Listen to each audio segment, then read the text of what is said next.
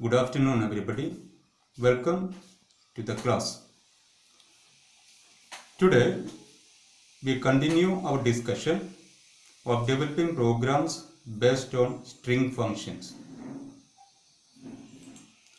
The first program that we developed today is of developing a program to enter a string and check whether it is a palindrome or not. We know a palindrome is a word that reads the same in the reverse order. A palindrome is a string or a word that reads the same in the reverse order. For example, the string Malayalam, the string Madam, the string Aurora. These are all palindrome words because they read same in the reverse order. Okay. We discussed the program to check whether a given string is palindrome or not. First, class palindrome. Palindrome is the class name given. And the function name, public void checkPalin. checkPalin is the function name. str is the string variable for storing the string entered by the user.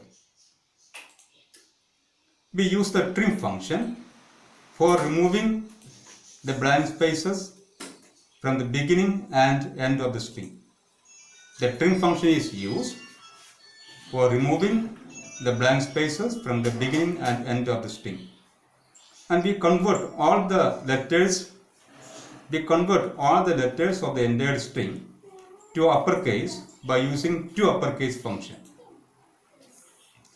The car type variable ch is defined for storing each character of the string. The car type variable ch is defined for storing each character of the string. The variable len of int type here is defined for storing the number of characters in the string, for storing the number of characters or the length of the string. Len is equal to str.length. That way, we find the number of characters in the string by using len function, and the value is stored in the variable len.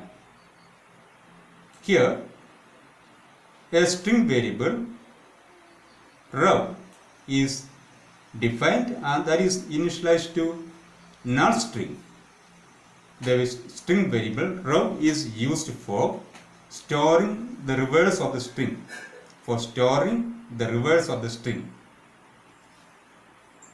The variable rev is defined for storing the reverse of the string because at the end of the process we need to check whether the string entered str is equal to the reverse of the string. Okay. Then we create a loop starting from the last index character to the first index and the updation is I minus minus. See the initial value and the final value of the loop control variable I. The initial value is the first index of the initial value is the last index of the string, because the index of the last character in a string is n minus 1, where n represents the number of characters in the string, and 0 is the index of the first character in the string, and the updation is I minus minus because the loop is from the higher value to the lower value. Then ch equal to str.char@i.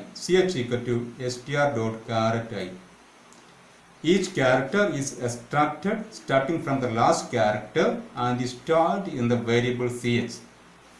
First, the first value of the variable I will be n minus 1. That means the last index character will be stored in the variable ch. and that character is concatenated to the variable rev. Rev is a string variable for storing the reverse of the string. And the last character is concatenated by using the plus operator to the string rev. And this procedure continues starting from the last index character to the first index character. Starting from the last index character to the first index character. When this process is completed, what is stored in the variable rev will be the reverse of the original string str, because in this process we extract each character from the last index and up to the first index character, and each character is concatenated to the string rev, concatenated to the string rev. Okay. And when the process is completed, we need to compare, we need to check whether the reverse string, that is rev, that is stored in the variable rev, is equal to the original string str. And we use equals function here. Equals function is used to check whether the invoking string str, which is the original string, is equal to the reverse string. And if it returns a boolean value true, system.out.println, the string is palindrome. That means the string is palindrome. Else, the string is not palindrome. So, this is the program for checking whether an entire string is a palindrome or not. Thank you.